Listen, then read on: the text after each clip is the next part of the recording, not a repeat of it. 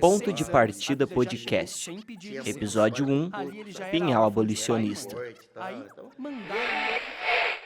Falar da história de uma cidade pequena é falar da história do Brasil.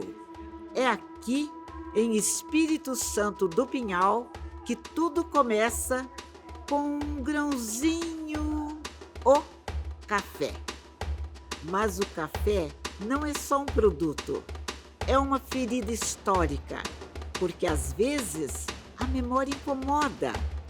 Hoje eu quero te convidar a colocar uma lupa na cidade que a gente conhece ou acha que conhece. Espírito Santo do Pinhal é uma cidade do interior de São Paulo com cerca de 40 mil habitantes. A maior cidade próxima é Campinas, que tem 25 vezes mais gente.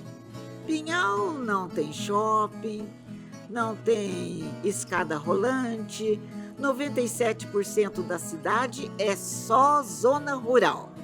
Hoje, a cidade é conhecida pelos cafés especiais, pelo patrimônio histórico e pelo vinho.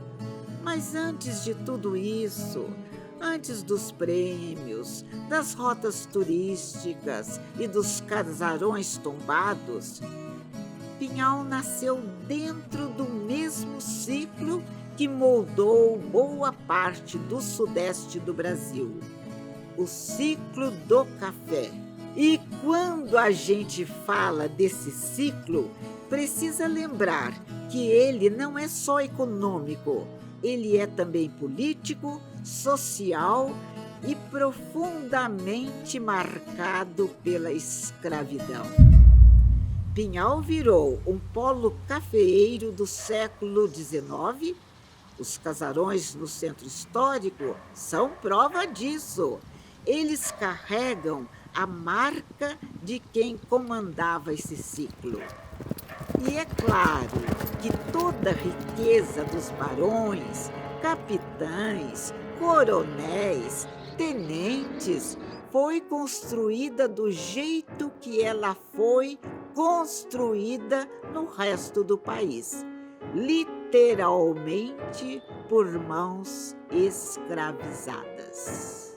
E isso não é figura de linguagem. Estudos históricos estimam mais de 1.000 pessoas escravizadas vivendo aqui até 1888. Isso era mais de 8% da população da época. 8% de população cativa. Entender a força produtiva do café é enxergar também o tamanho da cicatriz. O ciclo de ouro é também o ciclo de dor.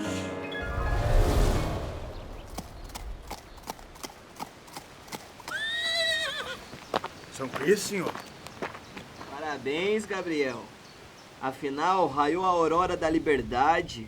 Graças a Deus, o Brasil libertou-se da mancha infamante da escravidão e brancos e negros podem hoje apertar-se as mãos na esperança de um mundo melhor. Esse trecho vem do livro Nossa Gente, Nossa Terra, uma coletânea de notícias do jornalista Ernesto Rizzoni. A conversa ocorreu numa manhã de sol, logo após a abolição da escravatura, em Espírito Santo do Pinhal.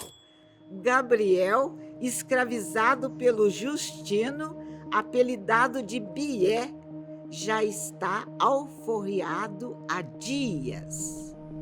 O senhorzinho branco expressa a visão oficial da liberdade, celebrando o ato como um avanço moral para a nação. A ideia de brancos e negros apertando as mãos era bonita no discurso, mas a cidade tinha acabado de libertar gente que viveu décadas presa a correntes, troncos e dívidas. Quá, patrão. O suor dos cativos é frio com a geada que branquece a várzea das madrugadas de junho. Nós sempre com uma erva seca que o frio queimou. A terra nossa, terra do sol, ficou lá longe. Nossa família tudo sumiu, tudo tá morto. Também nosso coração tá defunto. Pinhal tem orgulho, e até pode ter, de ter sido a segunda cidade do Brasil a abolir a escravidão.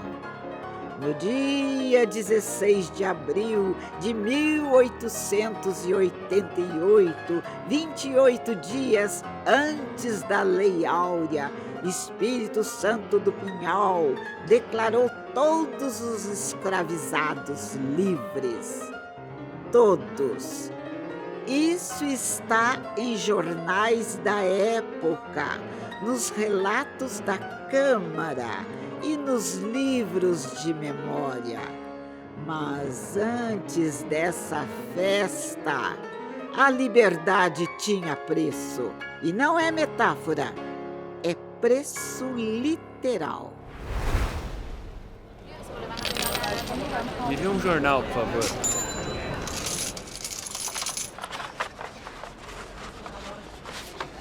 « 10 de julho de 1886. Foi hoje libertada a escrava Venturosa, de 25 anos de idade, contribuindo o senhor Domingos Salvetti com a soma de 600 mil réis para esta liberdade, sob a condição da manumissa prestar-lhe serviços durante 2 anos e meio.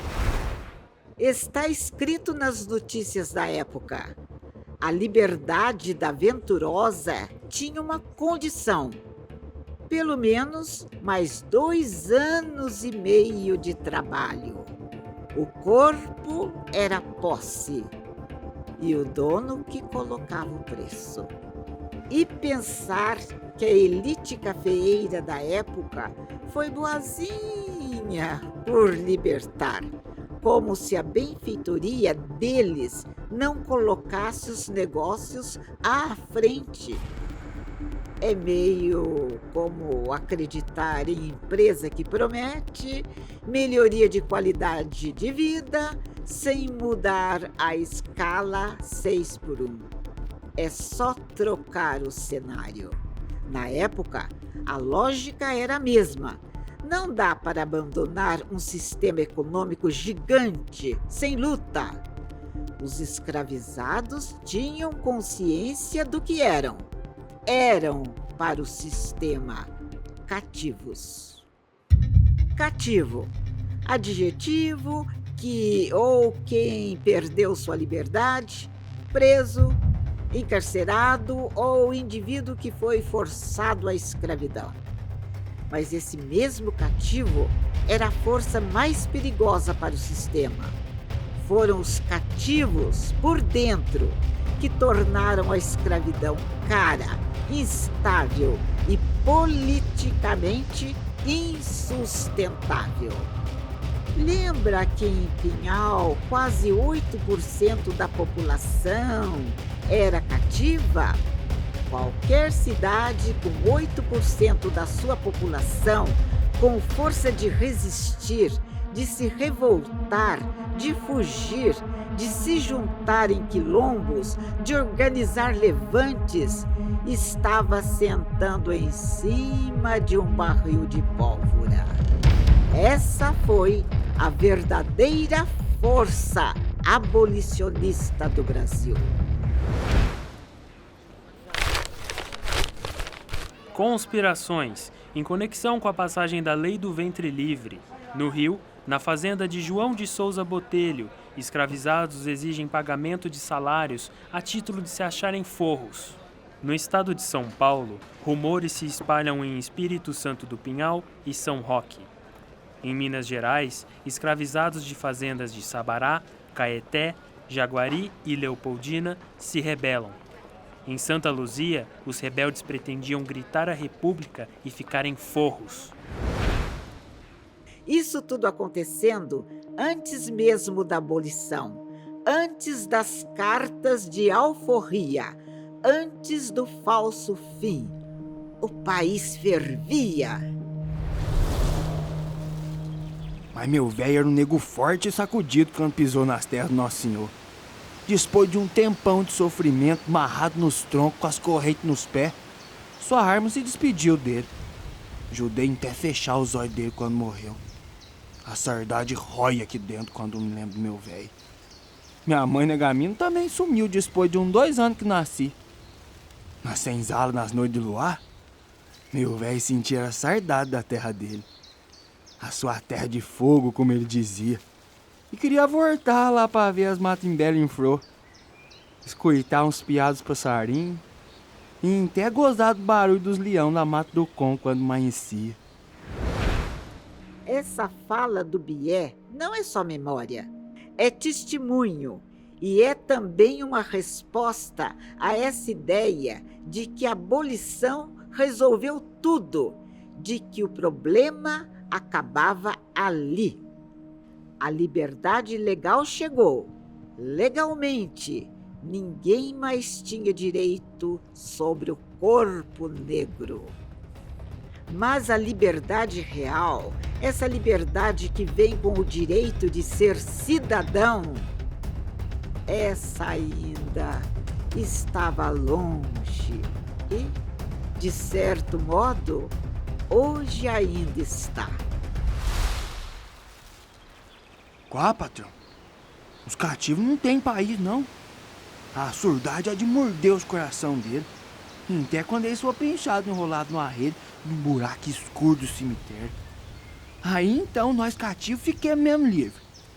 Porque vamos pra casa de Nosso Senhor. Cumprir o nosso destino. Porque arma não tem cor, não. E Deus é grande e bom. Oi, gente! Eu sou Leila Marisa de Souza Lima e este foi o primeiro episódio do podcast Ponto de Partida. E hoje partimos do tema Pinhal Abolicionista. O projeto Ponto de Partida Podcast é uma realização da Prefeitura e do Departamento de Cultura de Espírito Santo do Pinhal, com produção da Pirlim. E se gostou da gente, procure o AI.